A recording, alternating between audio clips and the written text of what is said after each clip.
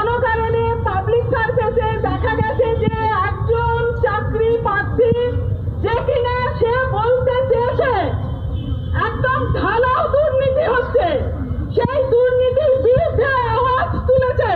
সেই আওয়াজকে প্রতিহত করবার জন্য তাকে পাশবিকভাবে মারা হয়েছে, মিথ্যে মামলায় ফাঁসানো হয়েছে, লালবাজার সেন্ট্রাল লোকালে তার জায়গা হয়েছে। এখানে ব্যক্তি আমি আবারও বলছি নই, এখানে আমার মতন হাজার হাজার লাখ লাখ ছেলে মেয়ে আছে।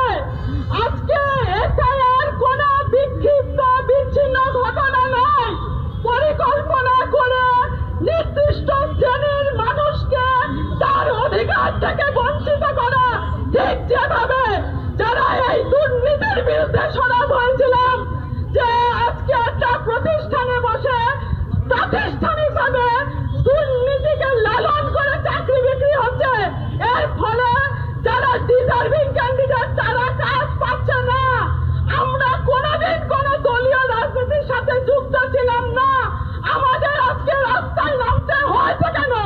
এই ব্যবস্থা, এই প্রশাসন, এখানে কেন্দ্র কি রাজ্য, কেউ বলুন তো নিরপেক্ষ মনে রাজনৈতিক জায়গা সরে গিয়ে কোথাও গিয়ে তাদের একটা বোঝাপড়া নেই, কেউ বলতে পারবেন না। কারণ আমরা দেখেছি অসংখ্য তথ্যর পরেও সঠিক বিচার মিলছে না। উপরন্তু যারা সোচ্চার হচ্ছে তাদের বিরুদ্ধে অত্যাচার, রিপ্রেশন, পারিবারিকভাবে হুমকি কি বাদ নেই। এখানে দিদি আছে সামিনা দি, তার মেয়ে কেন হত্যা হবে?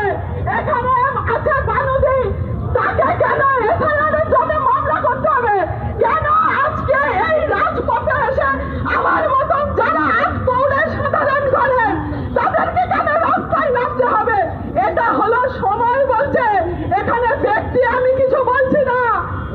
আজকে যে বামপন্থীরা একত্রিত হয়ে যে প্ল্যাটফর্ম তৈরি করেছেন, কার্যত সেটা তাদের দলীয় কর্মসূচি হলেও এই স্বর কিন্তু আমাদের, তারা যেটা কনভে করছে আমাদের সাধারণের স্বর। এখন সময়ের কথা, সমস্ত